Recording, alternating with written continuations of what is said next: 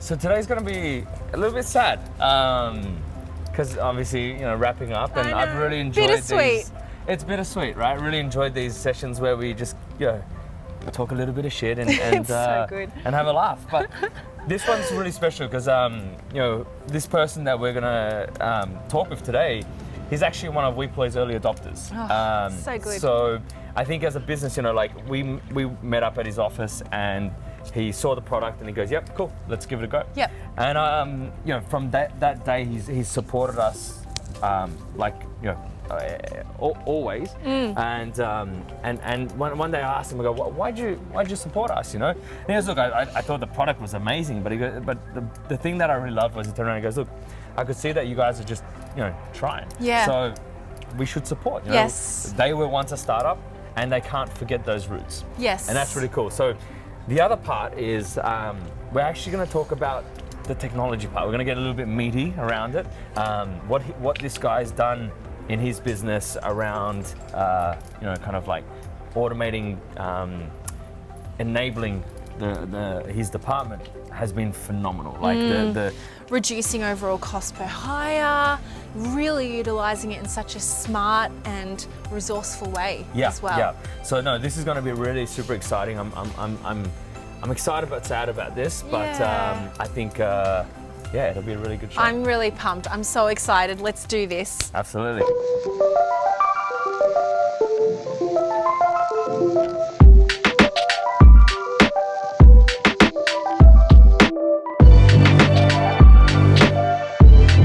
Welcome to the new School of Recruitment. I'm Brooklyn. Nice to meet you. So welcome to this week's episode of the new School of Recruitment, where this week we'll actually be talking about all things tech.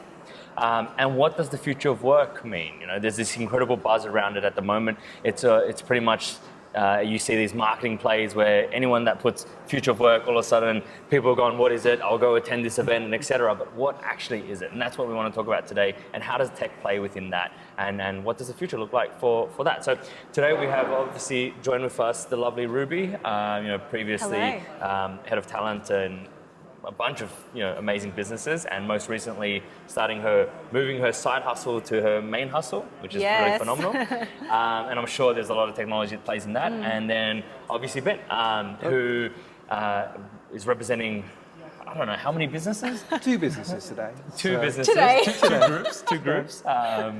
Which is Lux Group and Catch Group. So two phenomenal businesses that every time I learn more and more about, I just get more and more in shock about about the sheer size. I mean, the first time I went over there, I remember I was standing in the foyer and there was that video of the robots of the logistics center, the distribution center. If you ever get a chance to check out the office, it's pretty cool. Might have to. And I was like, what is that? It looks like a bunch of ants.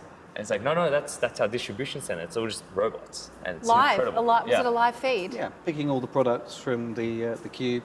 Wow. So it's about 10,000 orders a day. Oh my goodness. So we need a lot of automation in the distribution center to be able to meet those numbers. Incredible. It's incredible. So let's talk about this. So let's jump straight in. Future of work. I think first things first is, what does the future of work mean to you? Ladies first? Oh, ladies first. Awesome. Of course. Future of work for me, I think it basically comes down to, and we've spoken about this before, freedom, choice, and flexibility. It's actually this whole new unlocked generation where, exactly like what Ben's doing now, he works for two different employers, and that's perfectly okay. And I feel really akin to, exactly how that employment situation is set up. I've always been a big fan of it, and I think it kind of rolls into this whole topic around the gig economy and being able to represent different employer brands, and it being actually quite normal. Gives us as individuals freedom of choice as to how we want to work and who we want to work for. It's good, freedom of choice. It's a good tagline. Yeah. And flexibility is key, especially when you're working within businesses where there is an element of tech savviness. Trying to attract people to an organization who are excited about working in technology. Most of them these days will have those side hustles. They will have stuff going on which isn't actually their core day-to-day work. Yeah. So if you try and stymie that, if you try and stop that creativity, you're not going to attract the right people to your business. Yeah.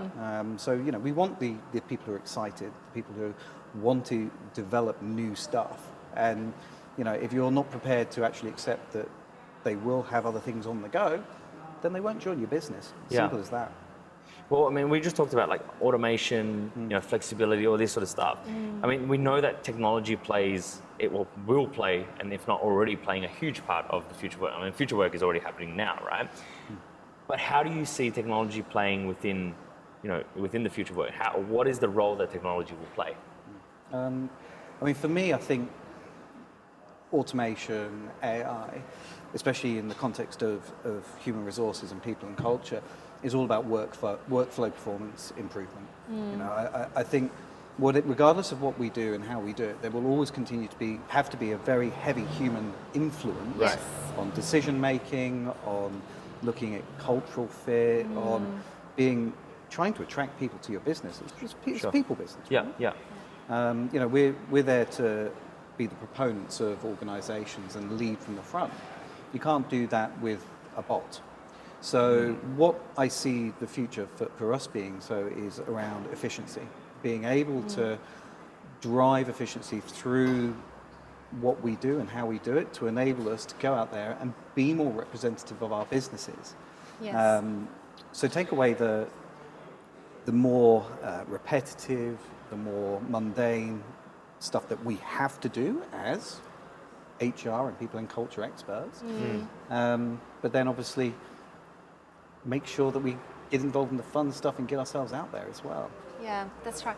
I think for me, I get to really be in this world where I'm able to play with a lot of new HR tech that comes out, and it most certainly always touches on things like the efficiency piece and giving me as head of talent more time to actually spend on the things that I love doing, which is connecting with the business, understanding future people strategy, and really starting to grow the people within.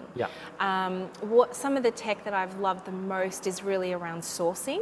I think essentially for us in this real space of like war on talent and being able to stand out a little bit more, we're all three of us are in competition with each other to find, we were just talking about React developers and software engineers as like an industry as a whole. And what really helps those individuals find us is often just, the channels, and we as an individual can't necessarily be out there on all the different channels that are out there at any one point in time. So sourcing for me is the really exciting part about what tech can do for us as talent heads, and I'm excited to see what's to roll out, I think, in the next couple of years as well, and just really being able to pinpoint and identify that exact person and that exact unicorn every business is looking for. So, and using companies like Weploy is incredible. So I think we were talking about this before, and this is a topic that I really wanted to drive down, and I think both of you have a lot of input around this, right? But Ben, you were saying, I mean, when you joined Catch Group, you were spending, or the business was spending about something like 600 or... Yeah, it was around $500,000 a year. $500,000 in agent or... agency fees. And just recruitment costs. Yeah. And then you were able to reduce it down to... 60? K. Yeah. And you said there was 4 agency hires within that. That's right. Yeah. So look, the thing with Catch Group at that point, it was about to go through exponential growth. Right. And it was at a point where there weren't the systems in place that needed to be to enable that growth to happen. Right. So going into a greenfield site, making assessment of what the business needed to do to be able to actually make the hires was an interesting challenge. There was no technology in place, had to look at an ATS, one which would be able to be used by line management and enjoy using. That's really important. Needed to be something that was intuitive, something that was fun, visual, engaging. And as a talent team of one at that point, it was absolutely imperative that I was able to push a lot of the day-to-day screening of candidates onto line management. And get them on board with the process. And you said before you built out a tech toolkit. That's the first time I've actually heard someone say that. I think it's a great, I want to use this from now on. Tech toolkit, I love it. That's right. Look, I mean, you need to be able to address all the pain points in terms of talent acquisition. Whether that be, your contract employees, has usage of Weploy. Whether it be, looking at the EVP and the branding, you know, what have you got within the business that you can make use of to develop new and cool stuff? Sure. You know, we have a creative team at Catch, so we weren't actually using them to help us develop our EVP before I joined. Then all of a sudden, you know, we've got all this assets here that we could actually be using to help develop brand, to help develop, you know, the fact of the matter is it was a cool place to work before I arrived. Sure.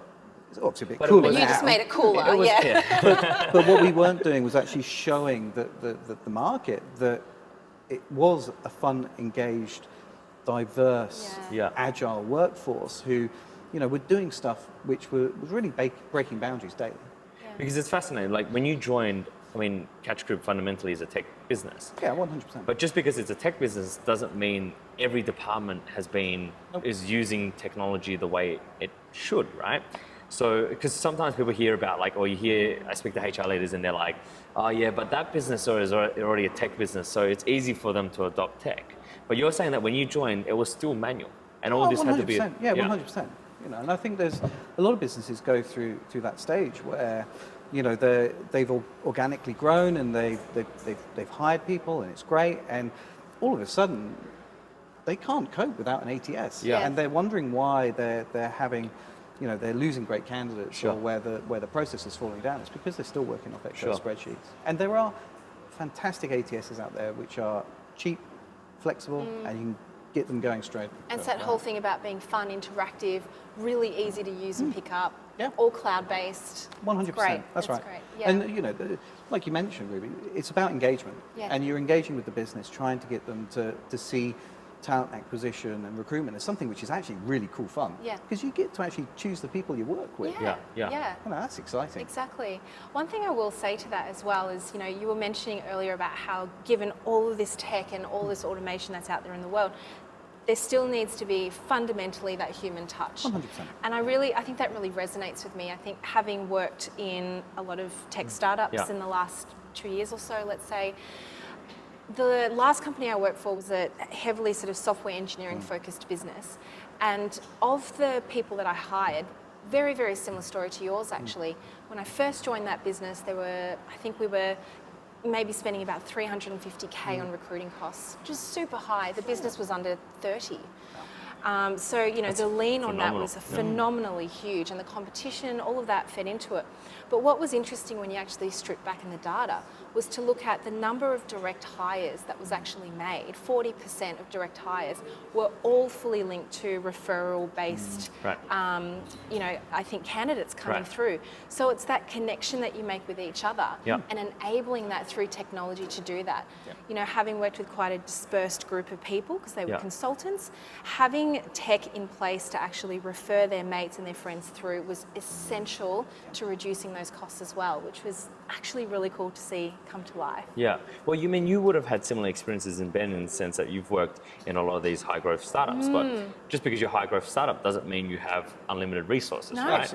Sometimes quite the opposite. Yeah, exactly. Yes. And most of the times you're probably a team of one, maybe a team of two, right? Always a team of one for me. So how have you used technology to enable, you know, your hiring or your HR world, you know? For me, I think the essential thing was being able to create these channels for referrals to come in, but also being really smart with the way you link your ATS to social channels. Now, I know like social media is not particularly sexy AI or automation, but it still falls into the technology bubble, and it's not one to ever be overlooked, especially in this period where we're trying to connect candidates globally and you're trying to kind of get that word out there whilst people are on their lunch breaks looking at Twitter, which I will mention Twitter was an incredibly successful platform and still is for recruiting. But for me, it was just really about connectedness and joining the dots, making it easy for those referrals to come through. Getting the line managers to adopt it, because team of one also meant managers needed to take that reign and that ownership and be able to upload candidates, move them through the system, push job ads out if they wanted to. So whilst it sounds simple, it was these simple things that I brought into the business that eventually brought those recruiting costs way, way down. So would you say, like, instead of allowing technology to just take over, you're using technology to enable your workforce better. Yeah. You have to snipe. You know, there's not enough hours in the day to you choose your technology true. to actually help you. Yeah, yeah. You're spending all day looking for RFPs on different ATSs. Yeah. Oh, yeah. You're just not going to get anything done. So you know when you're responsible for delivering, you've got to deliver. Yeah. And you choose the platforms which are going to be helpful and not a hindrance. So one of the things that people always talk about when they hear automation, right? They're like, oh, it's going to take away my job. And this thing right now where the HR tech world, it's been around for a while, but it's starting to get really quite buzzy right now. You know, there's so much money being poured in it, and globally, HR tech as a sector is growing, right? And often when I speak to HR leaders, they're kind of a little bit hesitant to use Really HR hesitant. tech. Yeah, because they're kind of like, oh, what part of my job is going to get like removed or taken over? What's your thoughts on this? Should they be scared? I don't think, no way. I think, you know, it ultimately comes down to, and I put myself in this bucket. At times, it definitely isn't from a fear-based energy. It's usually from a time scarcity point of Sure. view, where we're not able to trial a product as deeply as we should, in order to then recommend to the business that we need to adopt it. Right. I think that if there's anything fear-based, it comes from the fact of actually kind of going, oh, you know, we've got to put something out there, back it up with our name, get the buy-in from the business, only for it to maybe not work because we haven't been able to trial it properly. I definitely don't feel HR push tech away. I think it's just that we don't allow ourselves the time and the luxury to actually fully embrace it and to test it as well as we Is should. that because you just don't have time? Absolutely, yeah. I think HR teams are becoming leaner and leaner as technology sort of helps us actually achieve what we need to do. Yeah. And it does mean that you are fairly time poor. Yeah. Ultimately, I just cannot see why HR leadership gets scared around technology. I think all it's ever going to do is actually support you in terms of doing better things, doing interesting things, you know, the video my job, you know, the technology like that, where it's not only about getting jobs out there, but also, you know, improving your EVP, showing off the attributes of your business is fantastic. Yeah. And, you know, ultimately, if a business doesn't do those things, it's for a reason. Yeah.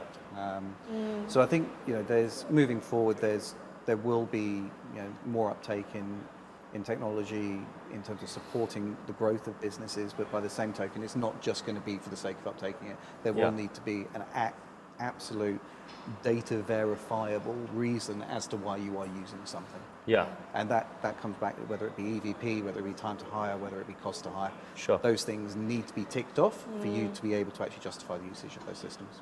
Yeah.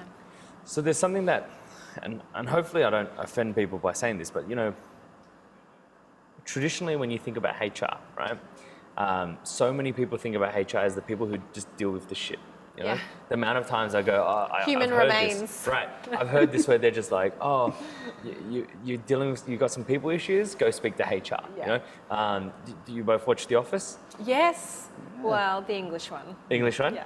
Yeah, Ricky Gervais grew up in Reading, where I was brought up. So Right. Oh, there you go. Oh, wow. But I think it's is it in the American one or the English one where they depict Toby as the HR person? Yep. And he's just shut off in the corner, no Yeah. one wants to talk to him, right? But it's interesting because when we look at businesses, I mean, I think you mentioned it earlier in this talk, people build businesses, not products, right? And if we know that people build businesses and HR's role is to deal with people, that's their core role. At the moment, the reality is it's like sometimes it happens, but more often than not is that HR don't get a real seat at the leadership table, right? So many times they kind of get shunned or pushed out, or you know, they're on a reactive basis, not a proactive basis. Or on you driving get a shit. seat and it's a token seat. Right, it's not a real seat, right? That's what I mean. It's not a real seat. Some businesses are doing it phenomenally well, you know, and they're the ones that are moving very fast. You know, there's this quote which is, it's no longer the big fish that eat the small fish, it's the fast fish that eats the slow fish. And it's the ones that are able to do this and react faster, they're the ones that are adapting. But there's still so many businesses out there that are running traditionally, right? And they still don't, I don't think it's that they see the merit of HR, but they don't necessarily understand the merit of HR, right? Do you think with technology then, it'll help bridge that gap? Or with technology, where do you see HR's, a HR leader's role in the future of work, or in the future, basically? It's a good question. No, it's really good. I mean, I think it gets you to a point where you really ponder about it. And, over the years, I've worked for CEOs that are either HR-driven CEOs or they are CFO-driven CEOs. I think really essentially it comes down to two. Yeah. The people-based CEOs by far ultimately recognise that technology is a part of it, but not the whole heart of it. And the CEOs that really come to mind that I've partnered with that put their people first often sit down, not even a laptop in sight, and it's just a sit down one-on-one, let's talk about our people, let's go through what's going on with the cultural issues that we're having, or some of the structure, some of the recruitment-based gaps that we're experiencing at the moment, and it's always ultimately without even a laptop, without even a phone in sight. And it kind of brings me back to the point of, well, how does technology play into the role of head of HR and that interaction with your CEO? I can't answer that. I don't know. And I don't know if that's the answer you're looking for, but I don't know, maybe Ben... I think you flip it around. Yeah. I think flip it so rather than it sort of working upwards to the C-suite, I think you look at what you can actually get from the workforce and then working that upwards. So, we use CultureAmp. Yes, we do too. Yeah, for our employee engagement surveys. And the stories that actually developed really gave our people in culture team the opportunity to go to the C-suite and say, look, these are the problem areas. This is what we need to address right now because it's, it's So terrible. it's leveraging technology to drive proactive strategy. I think so. That, from my viewpoint, I think that's where we're at the moment. I mean, I long for the day where we do have that seat at the table, which is relevant and true and pure. But I think for now, what we're going to have to do is actually make use of what technology is out there to actually leverage our knowledge and our skill sets. Look, there is also the argument, is talent acquisition part of HR? Yeah. And I think that's the next big thing is, does talent acquisition actually sit in HR, or is it a standalone strategic group that actually should be engaging with all the different parts of the business to really drive an overarching strategy moving forward? Yes. But that's perhaps a topic for another day. A discussion for another day, which I like. It's very juicy. It's a big, that's juicy a very good topic. peach that I want to pick off. We definitely want to save that. Yeah, let's make a note. I need to come back and we need to do that. But I mean, so we talk about like proactive strategy. I mean, talent acquisition is like, even as one of the founders of Weploy, my number one priority in building this business is get the right people, right? Yes. You get the right people, people will build the business. So when we talk about talent acquisition, or we're talking about people strategy, so many HR leaders, when I talk to them, they think about the traditional. Yeah. So even like 9 out of 10 times when I talk to them about recruitment or talent acquisition, they talk about permanent staff. Yes. Right? By 2020, there's 40% of the workforce is going to be contingent. Yeah. So, if you've got 100 staff, 40% of them more than likely will be contingent or casual. But when I And speak 2020 to this, it's is 2 years. not that right? far Exactly. away. And when we talk to these HR leaders, they just keep talking about permanent. They're not talking about what does this future, because that's the future of work, right? Yeah, 100%. Where do you see technology bridging that gap, and how can it help in this, changing workforce? Look, I mean, I think Steve Sammartino has a great sort of concept of that around you actually being your own CEO, and you are the business. You are out there and you work across as many businesses you want to deliver a product, which is your skill set. Sure. So I think sort of where I think technology can support you in that is actually support the next workforce in that is actually enabling them to go out there and be businesses of one. Yeah. And I think what there probably isn't now at the moment is this sort of engagement from the wider business community that 2020 isn't far away. Yeah. And the majority of CEOs do not understand millennials' needs when it comes to the workforce and what they want to get out of working for businesses. Correct. So if I think of the platform that will enable people to do that, I'll let you know and I'll get some investment off you. Yes. Well, keep me in the loop too, will you? Look, I think it's a real challenge. I really do. And I think the challenge is difficult because you have senior leadership, not just in HR, but across businesses that talk to CFOs earlier. I mean, the a CFO grasping the concept of a millennial working within a gig economy is it's like It's hard. it's trying to teach an otter to make butter. It really is difficult.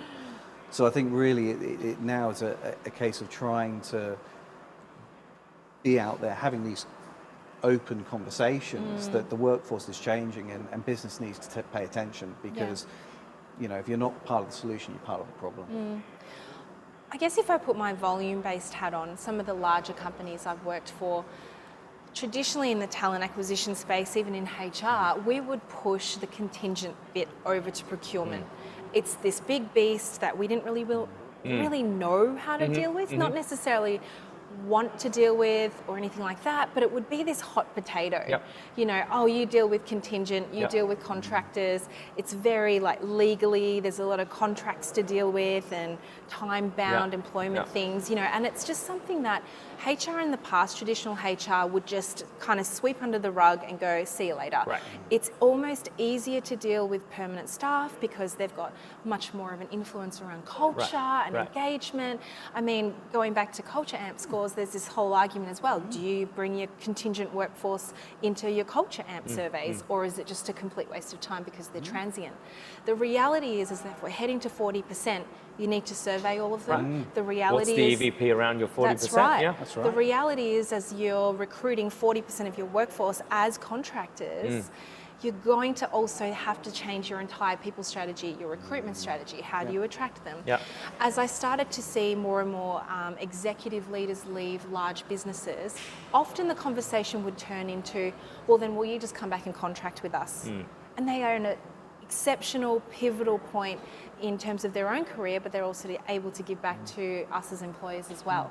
So how does technology play into that? I feel massively around keeping your alumni engaged, keeping those community building aspects really strong. Your ATSs should be able to keep track of where your contingent workforce are at any one period of time. 100%. Just say, hey, you've left us over 6 months ago, where are you at now? Has your contract finished?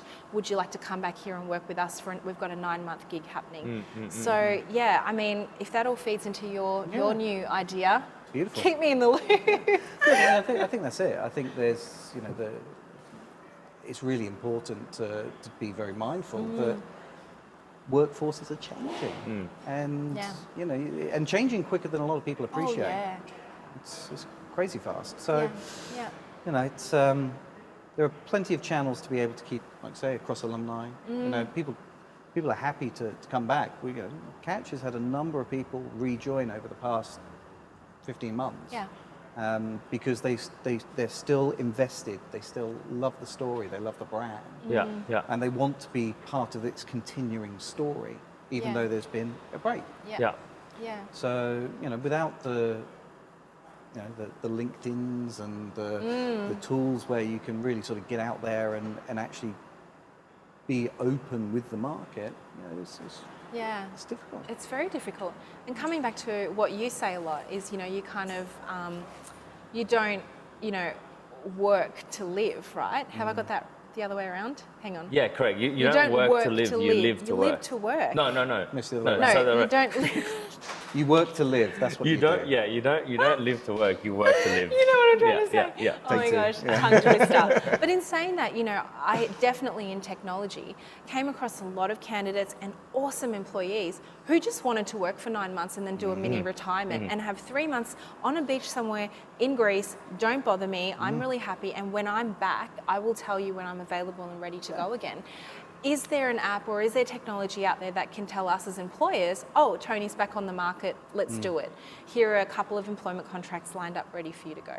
You know, I think there This are is some... where Weploy comes into play, you know? Weploy, perfect, right? Yeah. So this is an actual, you know, need that the HR market have and will need to know more about and have more in their systems as we very quickly approach 2020 and beyond. Correct.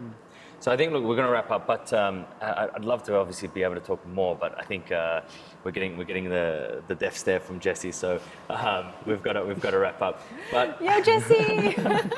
I think the big thing is like obviously the future of work is coming, and well, if not already here, Yes. right?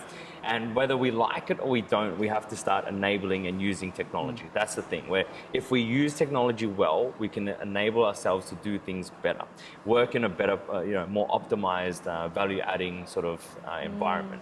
So I think the question out there is to everyone that is watching out there is what is the technology that you will use and how will you use it to enable yourselves to make that shift? Because I think the first thing is we as people need to take that shift, that leap of faith and start adopting and trying some of this out, right? Investing some of that time. Yes. Absolutely. Well, thanks again for thanks again for coming. Ruby, you've been on, I think... It's been amazing. Yeah, so this has been great. I've learned a lot in the series. Yeah, and Ben, thanks for joining us. problem. Thank you very much. Really enjoyed having you on. Thank you. So that's been an incredible, I don't even know, was it 5 weeks or it's been longer? I don't Yeah, I think maybe longer than that. Yeah. I think we were just saying before, like it's just been good to catch up. Yes. Have a good laugh. Yeah, have a good laugh, yeah. But I think the biggest thing, I mean, for me personally, when I look back, I've learned so much, and I think we touched on it just then with Ben, and often HR or just talent people don't get the rap or the love that they should be getting. Right? Yeah, because really, we always talk about HR being the rock stars. Right, exactly right. And we know one thing is HR don't have that time, right? Yeah. But there's the other element whereby the lack of understanding. And I think this has been really cool for me when I think about it is that, we've shot all these episodes and I've learned about culture and values from Mike and David, learned about EVP with Tim, we talked about purpose, we've talked about technology, we talked about values-based and diversity with Joe and James, and all this sort of stuff. When I started talking about, like in the beginning when we started even just brainstorming this show, I was like, how are we going to talk about 5 episodes or 6 episodes about HR? Won't we just use 1 episode and that's it? Yeah. But as we get deeper, I'm like, there's so much more to talk about. And every single episode we've gone, we should probably stop it there. We could talk so much more about and it. then there's like, we got to come back to this at another point. And I think for me, I mean, the reality is I'm not a HR leader, right? I work in the HR space, but I don't come from HR, so I don't understand HR like you do. And so this myself just being in this and talking to people, it's allowed me to understand how to work with Marissa better. So much so that there's some really cool plans happening. But it's that thing where, hopefully you found it as much useful as I have in this, because for me, it's opened my eyes to the world where actually you're right. HR are really the rock stars of the business. And without HR, I look at Weploy, we wouldn't function without HR. The amount of shit that we have to get through and the proactive strategies that Marissa's helped us get onto, and the amount of time she's argued with me and going, no, Tony, you have to do this. And I'm like, I don't get it. But then we do it and then it makes sense. It starts to really make sense now, That's which right. is really cool. Yeah, and whilst I am in the world of HR, I've been in the world of talent acquisition for almost 10 years, these last couple of weeks have been just so eye-opening with the amount of amazing, talented people we've had to interview and meet. But what it really comes back to for me personally, like the biggest takeaway I've had is we talk a lot about the future of work. And almost every single person that I've had the privilege to meet has brought it back to the fact that we still need people and humans at the very heart of everything else that's going on in the future of work. And every single business, different industry has come back to that. And I think it's really special. Well, people always talk about things like AI, automation, and chatbots as the future of work, right? But these are just things, and you're absolutely right. Like, people is what run businesses. People is what grow businesses. And in the future, that's not going to change. People still have to be there to grow, to create, to innovate, to think about those sort of things and strategize. Yeah. It's how do we leverage things like technology to be able to enable, not just HR, but every other function's roles so that we can work on more high value work, do the things that we really want to love to do, and then the stuff that we don't, outsource it or automate it. That's when we talk about like technology taking over our jobs, it's not a bad thing. If we can get rid of the crap. I'm excited about what it means for my role and my job in the future. Yeah. I genuinely am, because it means that all of that other stuff that I've traditionally not really loved working on Yeah. kind of gets to float away, and I get to concentrate on some of the bigger ticket items that I've always been attracted to in talent acquisition anyway. Yeah. So, I mean, the possibilities are endless, right? It's been an amazing few weeks. So thank you so much for being a part and Thank you helping, for because I having me. think so many times I'm sitting there and I'm like, what?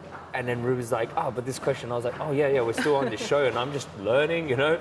And it's just been so much more enjoyable. I think if I was to do it myself, it just would not have been as fun as it's been. So thank you so much. It's been the best fun. Thank you. It's And great. we've already started brainstorming ideas of what season 2 may look like. Season 2, it's going to be awesome. Yeah. And you might even get a sneak peek of Ruby doing some nice gangster moves. Maybe that's the intro for that, you know, Oh if you've my got any goodness. ideas. But to everyone else out there that's, you know, kept up and watched, thank you for supporting us and staying in touch. If there's anything that you would like, any topics that you'd like covered, any particular people that you think would be amazing, please let us know. Because for us, you know, this is our MVP, and hopefully we can turn it into something really cool.